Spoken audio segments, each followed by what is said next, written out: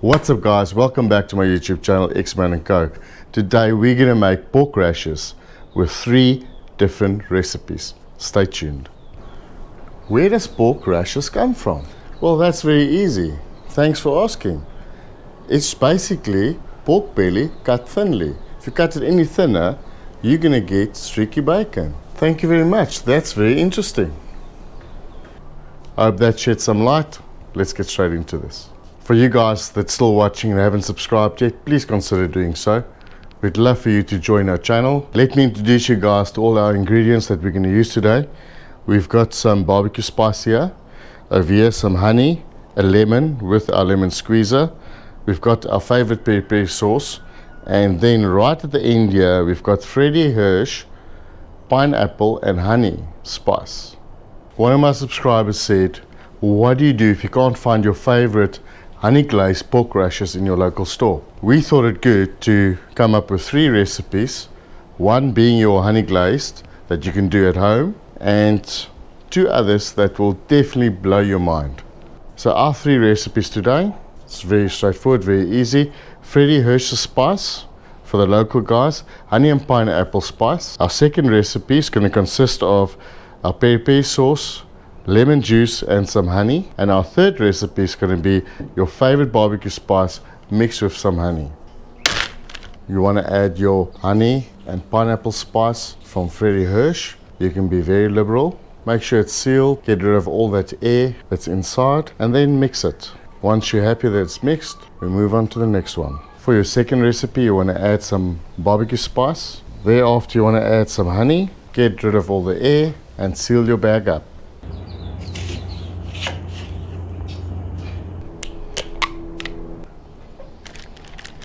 So you want to add your favorite peri sauce, beautiful honey, a whole lemon, seal it up nicely and ready to rest. As always, I'm going to leave all the quantities of the ingredients for you below in the description. If you've got time, leave it overnight to marinate. Let all those flavors really penetrate the meat. Otherwise, an hour will do. The longer you're going to let these marinate, the more the flavor is going to pull into the meat, and it'll just be beautiful. We're going to rest it for an hour and then straight to the fire. See you in a bit. So I like to cook these pork rashers on a medium heat. You must be very careful. We've got a sweet agent to all these recipes and therefore it can burn quite easily. You could even work off indirect heat and later move it onto direct heat and play with it. We're gonna have it on direct heat and we're just gonna turn it regularly. You want to turn these pork rashers as often as you can to try and avoid the skin burning and then turning black. And right at the end, to make it crispy, you can leave it on a little bit longer each side. Once your coals are ashed over, you're ready to start your cook. Just gonna open up our fire. You can see on the sides we've got indirect areas over here and over there. So we will move our pork rashers from the direct heat to indirect heat initially and then play with it in and out. I'm going to start with our honey glazed pork rashers. You can see they've got beautiful color. We're going to do our second recipe. It's the barbecue and honey. You can see the color is different. It's more brownish color. Lastly, it's going to be our peri mix with our lemon and honey. It's not quite the same colors as the rest, but I can tell you, we've done this a few times and this is absolutely, definitely one of my favorites. You're more than welcome at any stage just to check that it doesn't burn. The ones that's direct heat, you will need to turn more often.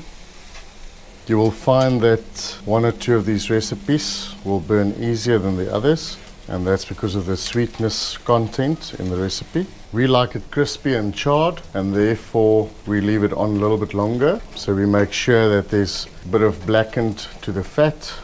Looks like it's burnt, but in actual fact it's just being crispy. I'm playing with my fire to make sure that the heat source gets distributed to the meat that I want to cook a bit more. I'm trying not to mix the meat, so we stick to our flavors. I'm going to start to remove some of these pieces as they get well cooked. We've got quite a hot fire here. That should indicate that it's not that hard to cook these as long as you turn them regularly. We're cooking pork here today, so you want to make sure that you don't undercook it. Pork to me, like rashers, needs to be well done. We're on about 10 minutes at this stage. We're getting close to the end of our cook. You can see all the char lines here. It looks absolutely divine. I can't wait to taste these. We've been using the same tongs on all 3 recipes. We've been grabbing it on the tip mostly. And you know what? There's no competition here. We're not going to worry about that too much. I'm sure the flavors will still reveal itself, and this is going to be absolutely beautiful. That moment we've been waiting for. It's pork rashers, guys. It doesn't have to rest that much. Give it a minute or 2 so you don't burn your mouth. Dig into it. We've used the same bowl.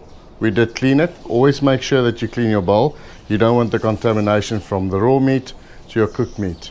That being said, here we've got our honey glazed, we've got our barbecue, and right at the end our peri.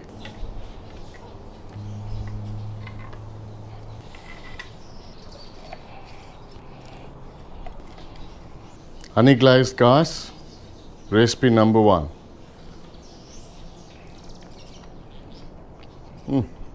Still my favorite.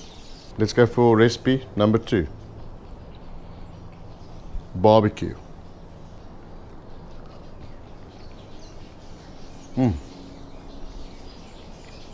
Nice twist.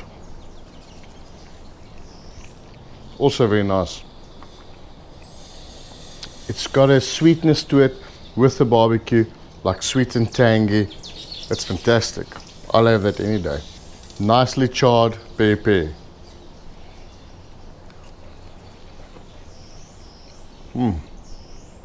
Oh yeah, this is nice.